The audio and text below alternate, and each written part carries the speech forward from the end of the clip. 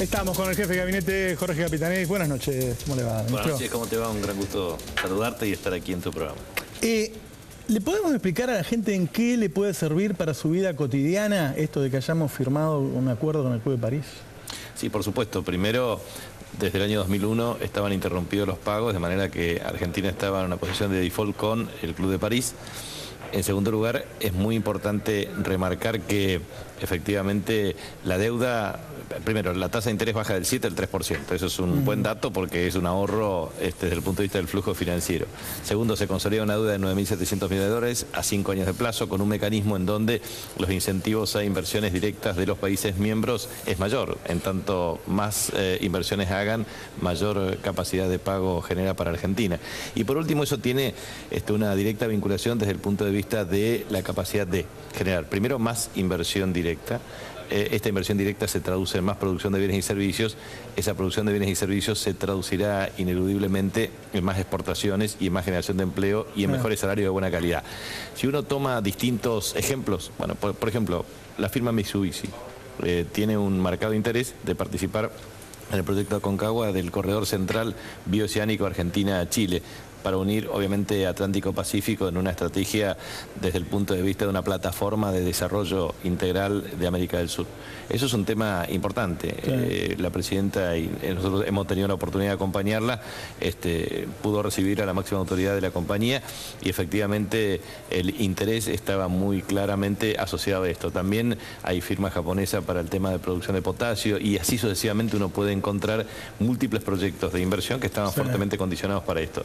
También es cierto que desde la industria automotriz puede tener la capacidad de un financiamiento para expandir su capacidad de provisión de insumos y bienes intermedios en los procesos productivos. Eso también nos va a ayudar mucho al acuerdo que tenemos sobre el acuerdo Flex con la industria automotriz que vence en el mes de junio, que a su vez puede potenciar la promoción y el desarrollo de autopartes a los efectos de dinamizar el mercado de trabajo. O sea que en realidad creo que es un dato muy importante. O sea, la gente visualizará de un modo oportuno cómo eso se traduce en más inversión, más producción de bienes y servicios, más exportaciones, más empleo y mejores salarios. Dos cosas. Se bajó la tasa del 7 al 3% y hay inversiones que estaban esperando para llegar y no llegaron. Entonces uno se pregunta, bueno, ¿por qué no se arregló 3 o 4 años antes y teníamos esos dos beneficios 3 o 4 años antes? Bueno, porque en varias oportunidades se encontraron distintos obstáculos. Por ejemplo, cuando se propició el acuerdo para consolidar la deuda y en consecuencia pagar al contado, se produjo la mayor crisis financiera internacional, la caída de Lehman Brothers, y eso implicó la suspensión de la modalidad de arreglo contractual y pago. De manera que en general en varias oportunidades se establecieron mecanismos, pero finalmente no se pudo concretar. En esta etapa también es muy importante remarcar que no hubo injerencia del Fondo Monetario Internacional. El país ha negociado de un modo autónomo e independiente, sin condicionalidades de ninguna naturaleza, en virtud de su capacidad de pago a través de un programa creativo. Entonces, creo que eso llevó tiempo, pero mejoró sustancialmente la posición relativa de Argentina. ¿Por qué no quiere salir a los mercados Argentina? ¿Por qué parece que fuera una mala palabra para este gobierno salir y tomar deuda y dejar de pagar con reservas y pagar pidiendo nuevamente? Bueno, y porque emitiendo entendemos bonos. que ha habido una lógica del mercado internacional de penalizar severamente el costo financiero de Argentina. Nosotros creemos... Porque es muy caro lo que nos cobran, eso quiere decir. Y aparte porque, en definitiva, creemos nosotros que la República Argentina ha cumplido regularmente todas sus obligaciones financieras del año 2003 a la fecha. Desde el 25 de mayo del 2003 a la fecha se ha cumplido regularmente todas las obligaciones. Fíjese, porque acá hay otro tipo de acciones indirectas de algunos países. No nos quieren, ¿por qué nos van a cobrar de más? Algo debe pasar si nos cobran de más. Porque el sistema financiero internacional, en definitiva, ha identificado que Argentina aplicó una política autónoma, canceló anticipadamente la deuda con el Fondo Monetario Internacional y no se dejó condicionar por ninguna de sus políticas. Pero eso también lo hace Brasil y le cobran menos. No, está bien, pero también es cierto que hubo una declaración de default antes de este gobierno. Y en ese contexto se propició una regularización con un sistema de reestructuración voluntaria de deuda. Era la deuda más importante del mundo en términos cuantitativos Y en consecuencia eso implicó un proceso que desde el 2005 a la fecha, a través del proceso de reestructuración voluntaria, llegó al 93% de los acreedores. Eso implicó también quita de deuda, 76 a 82 mil millones de dólares. Quita de deuda que se tradujo en más inclusión social, más 6 millones de puestos de trabajo, más hospitales, centros de salud, escuelas, caminos. Y eso dice que por eso nos piden pagar una tasa más alta. Pero tampoco podemos vivir con lo nuestro, seguir pagando con reservas. No, pero es importante el esfuerzo que se hizo. O sea, el diseño de la política macroeconómica argentina ha sido una política contracíclica sobre la base de la acumulación de reservas. Y esa acumulación de reservas implicó potenciar sustancialmente las exportaciones, pasando prácticamente más de 3 veces el incremento de exportaciones, con el saldo de balanza comercial, capitalizar en mayor volumen de reservas y usar las reservas para pero ahora, cancelar deuda. Con esta suba en la cuenta de la energía que compramos, ya no tenemos el saldo comercial que teníamos. Por eso creo que nosotros tenemos 3 desafíos importantes. Primer desafío, autoabastecimiento energético. Segundo desafío, industrialización acelerada, sustitutiva de importaciones y que aumente y diversifique nuestras exportaciones. Y tercer lugar, mejoramiento de la asignación de recursos en materia de infraestructura pública para constituir logística integrada que reduzca costos sistémicos. Esos son los 3 desafíos de Argentina. Ahora, Argentina también ha superado tantos desafíos en la última década que es algo extraordinario. Primero, tenemos 15 millones de argentinos incluidos socialmente. Segundo, hemos mejorado sustancialmente el coeficiente de Gini. Tercero, estamos entre los países de mayor adelanto relativo en materia de índice de desarrollo humano. La tasa de desempleo a 6,4, 7,1%. O sea, en definitiva, logros que han sido muy significativos.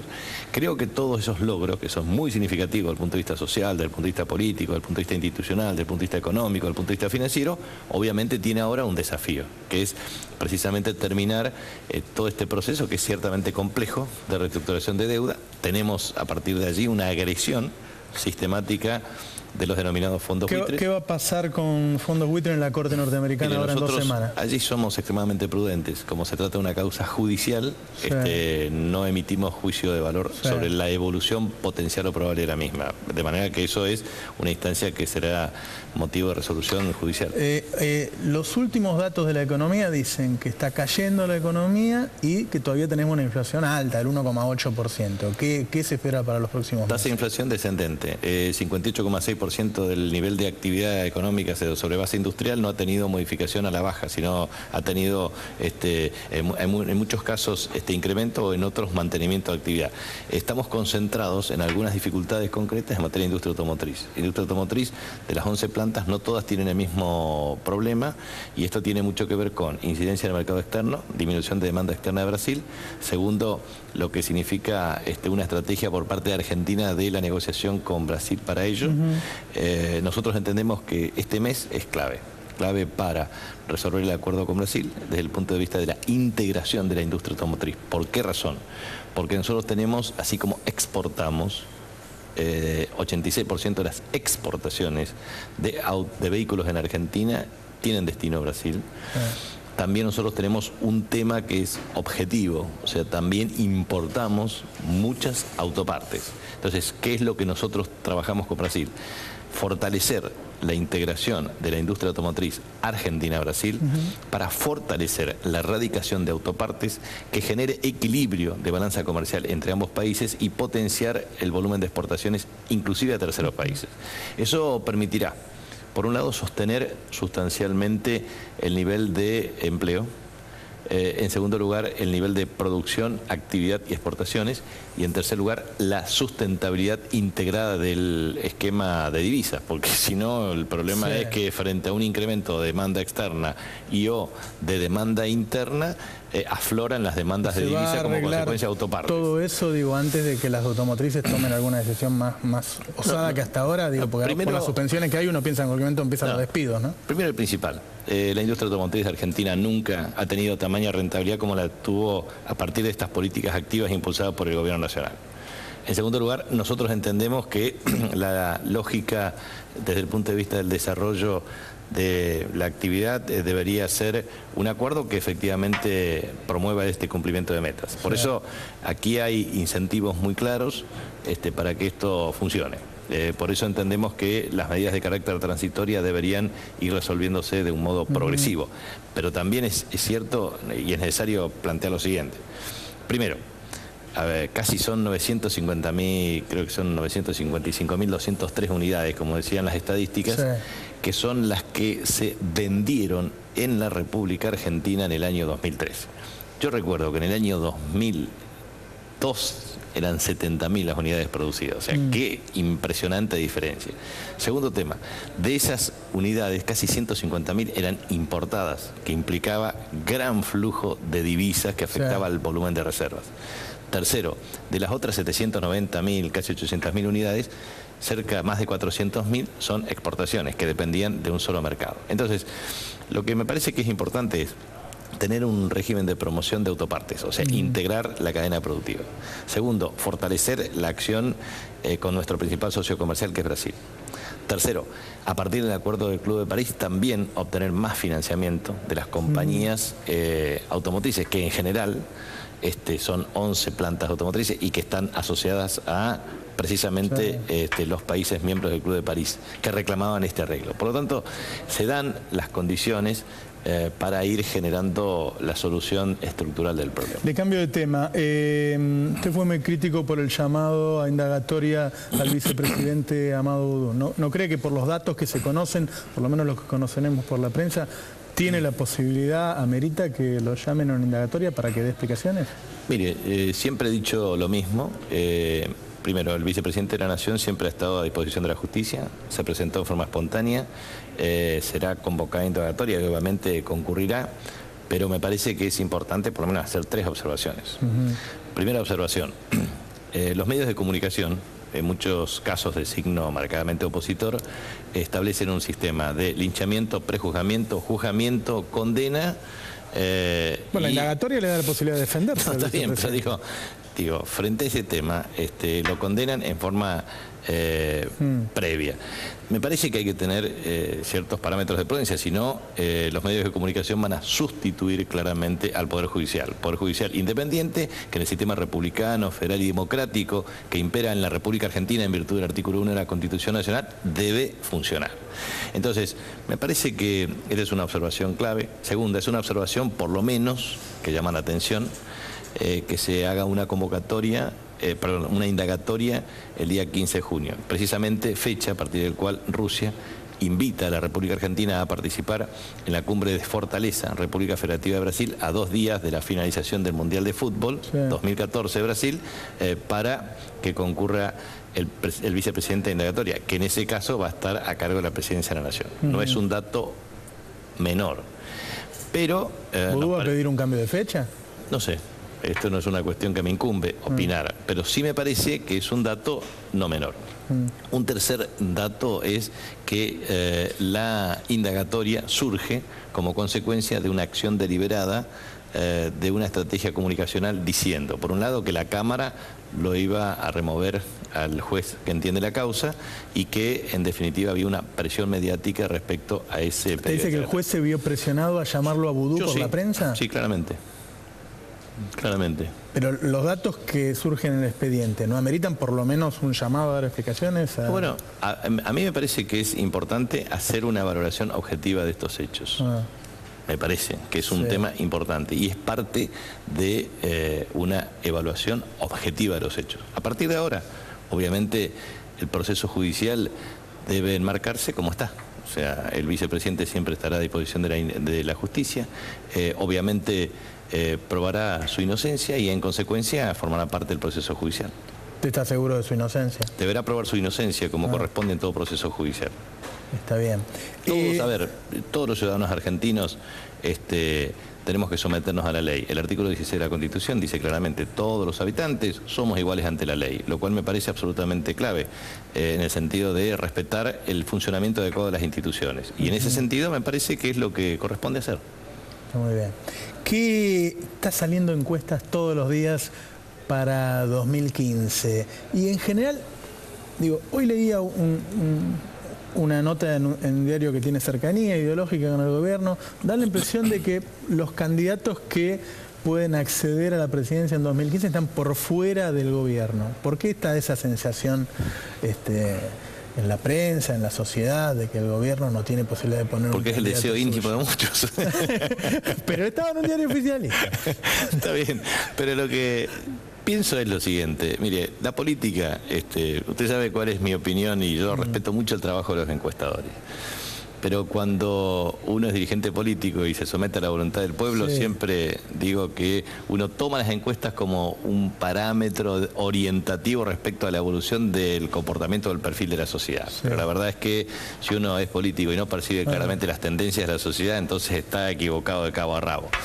No, pero la tendencia pareció Massa creciendo fuerte. No, está bien, pero fue una elección eso, no una encuesta. La política tiene por lo menos 3 atributos que son insoslayables. Sí. Primer atributo, el liderazgo político. Segundo atributo, base territorial. Tercer atributo, lo que denominaría proyecto político. ¿Qué evaluación hago objetivamente? Primero, Frente para la Victoria tiene un liderazgo insustituible y excluyente, que es el de la Presidenta de la Nación.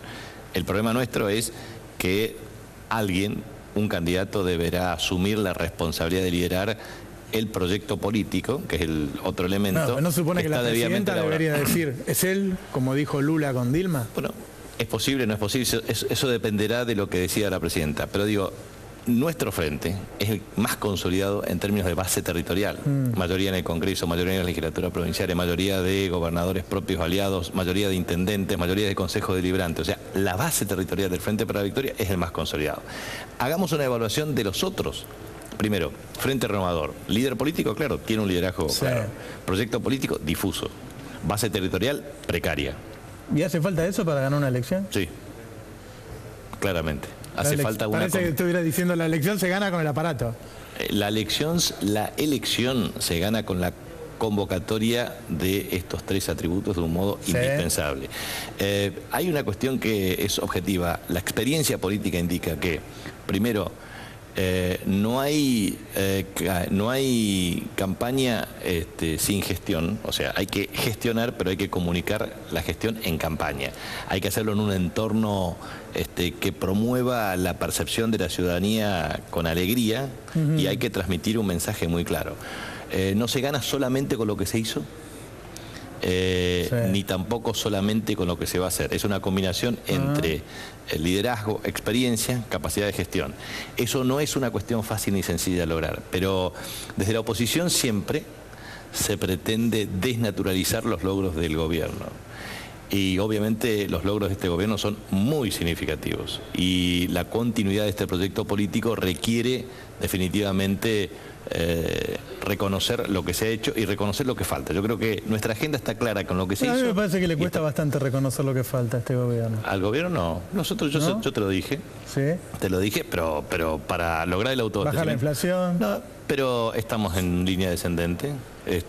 Y aparte hay una cuestión, cuando analizás el tema fiscal, muy claramente, el tema fiscal depende del autoabastecimiento energético. Si uno sustituye importación de energía, automáticamente genera sustentabilidad. Eso puede faltar, lo que implica de incremento de financiamiento, sea a través del acceso a mercados de financiamiento por parte de YPF, tanto local como internacional, y a su vez como mecanismos de asociación de capitales. Pero objetivamente son 3 logros en simultáneo. El autoabastecimiento energético logra consistencia fiscal y automáticamente fortalecimiento del sistema de reservas, con lo cual elimina la restricción externa y genera un nuevo proceso de formación de precios en Argentina. No es menor lo que estoy diciendo. Lo mismo que la industrialización sustitutiva de importaciones y el aumento y diversificación de exportaciones, porque esto es lo que estamos hablando del complejo automotriz hasta otras industrias integradas. Y lo mismo que estamos hablando de la estrategia de financiamiento asociada a la infraestructura pública, porque eso reduce costos sistémicos y logra un tipo de cambio real efectivo de base competitiva. Entonces, nosotros tenemos muy claro los grandes logros y también los grandes desafíos. Ahora, forma parte de este proyecto de transformación. Lo que yo observo es que desde la oposición, es lo mismo, digo, siguiendo la descripción, observo liderazgo político, proyecto político razonablemente precario, difuso y base territorial muy... Están creciendo, me queda un minuto y quiero hacer la última pregunta. Sí. A mí me parece que la presidenta lo puso ahí para que sea su candidato en su momento. ¿Y usted se bajó? ¿Se bajó seguro? ¿O todavía hay alguna posibilidad que sea candidato? No. Primero, estoy absolutamente convencido de que la presidenta no me convocó para que yo sea candidato. me convocó para que haga una tarea. Si le va bien al presidente en estos 2 años, usted va a tener un mérito en eso. Mire, la verdad es que no me propuse acompañar este proyecto político con una especulación de carácter personal. Yo siempre transmito lo siguiente. Pero no está descartado que vaya a ser candidato. Yo no pongo ni plazos, ni condiciones, ni tampoco especulaciones. ¿Sabe por qué? Porque confío en la conducción de la Presidenta de la Nación, en su liderazgo y en sus logros. De manera que si tengo que ser un humilde concejal de Resistencia, intendente de Resistencia o un simple militante de este proyecto político, lo voy a hacer. Como no me liga ninguna ambición más que servir a mi pueblo, a mi patria y a un proyecto que me parece que es muy importante para los argentinos históricamente y de la cual yo estoy orgulloso. Por lo menos se lo digo con absoluta fortaleza desde el punto de vista político, personal y espiritual. Hay que estar convencido para formar parte de un equipo y de aceptar un liderazgo. Nosotros estamos muy convencidos de lo que estamos haciendo, sabemos claramente que toda gestión de gobierno implica asumir desafíos, responsabilidades, compromisos, pero lo hacemos con mucha honestidad y con mucha transparencia. Muchas gracias, ministro. Muchas gracias. Empieza el Mundial. Estuvimos con Juan Pablo Vázquez, lo debe conocer, ¿no? Sí, es un desafío interesante ver qué es lo que nos puede pasar, pero la verdad que todo Mundial es muy difícil. Yo creo que la mayor probabilidad del equipo que salga campeón es el que gane los 7 partidos o se aproxime a eso. La opinión de un economista es esa. El que llegue al 7º partido seguro que es finalista, finalista, digamos, pero no, de cualquier manera creo que es un tema ciertamente complejo. Un mundial se dan tantas condiciones y tantos imponderables, pero la verdad que tenemos un equipo muy bueno, un cuerpo técnico muy calificado, así que ojalá que nos vaya bien. Bueno, muchas gracias. No, gracias a usted.